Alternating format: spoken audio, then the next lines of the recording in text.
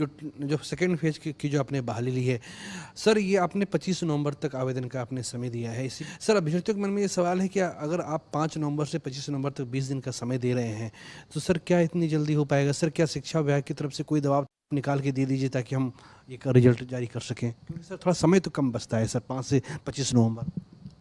देखिए, शिक्षा विभाग से ऐसा कोई दबाव नहीं है।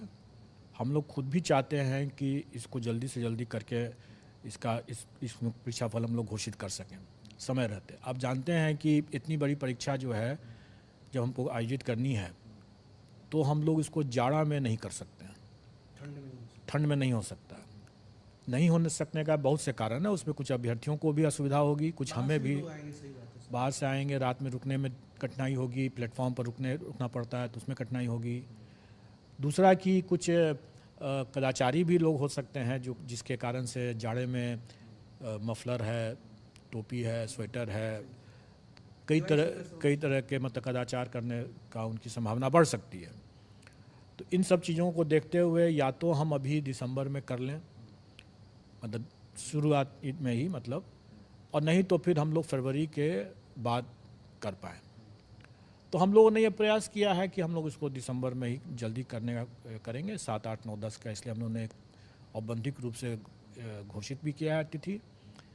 और ये हमारा, जैसे हम लोगों ने ये घोषणा औपबंधिक रूप से ये तिथि की घोषणा हम लोगों ने पहले ही कर रखा था। हमने विज्ञापन में के माध्यम से जो आवेदन देने के लिए हमने अधिक समय इसलिए दिया क्योंकि अभ्यर्थी अपना जो दस्तावेज है वो अपना आराम से बनवा लें और उसके बाद वो अपना जमा कर दें उसमें, इसलिए हम लोगों ने 25 तारीख तक कर दिया। लेकिन निबंधन जो है, जिसके बेसिस पर हमें पता चलता है कि कितने अभ्यर्थी इसमें आने वाले हैं, ताकि हम उसके हिसाब से अपनी तैयारियां करें, किस विषय में कितने अभ्यर्थी होंगे। इसकी तैयारी करने के लिए हमें आवश्यक है कि हमें उनका निबंधन पहले करा लें और उसके पहले ये सूचना हम लोग एकत्रित कर लें। वो हम लोग कर रहे हैं। अभ्यर्थी जो हैं वो देखिए कि अभी 2-3 महीना पहले उन लोगों ने परीक्षा दिया, उसमें काफ़ी लोगों ने तैयारी किया ही है उसमें। और कुछ तो जैसे प्राइमरी में बीएड वाले लोग जो लोगों ने भी उसको दिया, तो एक तरह से उनके लिए ये एक प्रैक्टिस टेस्ट हो गया, क्योंकि उसमें तो उनका होना नहीं था क्योंकि माननीय सर्वोच्च न्यायालय का निर्देश था। तो एक तरह से उनके लिए भी प्रैक्टिस हो गया। तो कि मैं समझता हूँ कि कई अभ्यर्थी ऐसे होंगे जो कि दोबारा देंगे, उसमें उन लोगों की प्रैक्टिस पहले से है।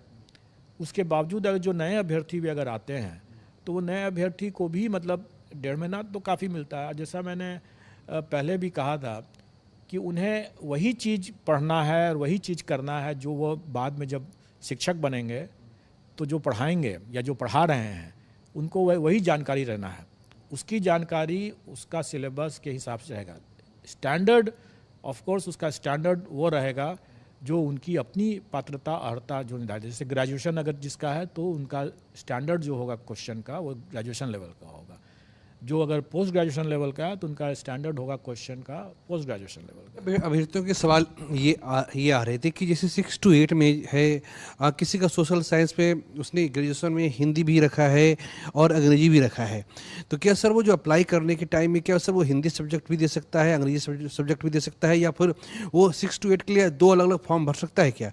और इसी से जुड़ा एक सवाल ये है, क्या उनकी परीक्षा वो एक दिन में होगी या अलग अलग होगी, ये क्या होगा सर? देखिए, पिछले बार भी TRE 1 में भी ये शर्त था कि जिस विषय में STET किए हैं उसी विषय में वो परीक्षा दे सकते हैं। अगर उसने 2 विषय में अगर STET कर भी रखा है तो उसमें से किसी एक को चुनना होगा उनको।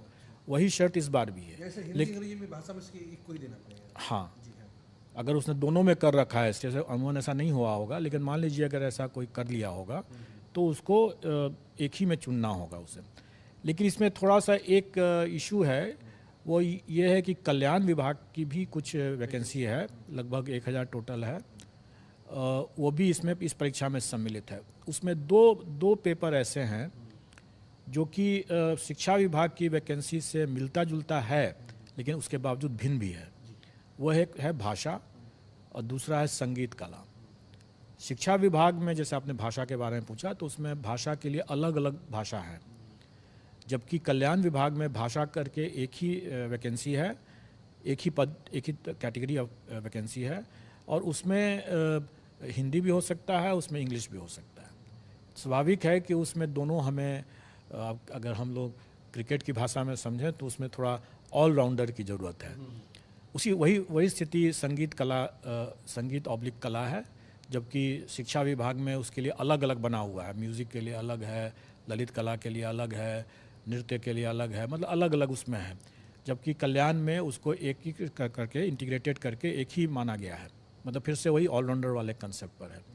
स्वाभाविक है कि इसमें जो अभ्यर्थी दोनों में देना चाहेंगे, मतलब शिक्षा विभाग में भी मान लीजिए अंग्रेजी में देना चाहें और कल्याण के भाषा में देना चाहें तो दे सकते हैं। और इसके लिए हमको भाषा जो कल्याण की जो भाषा पेपर होगा और कल्याण विभाग का जो संगीत और कला का जो पेपर होगा वो हमको अलग से लेना पड़ेगा, क्योंकि एक ही अभ्यर्थी शिक्षा विभाग का भी दे सकते हैं और फिर इसका भी दे सकते हैं, इसलिए हमें अलग अलग करना पड़ेगा इसको।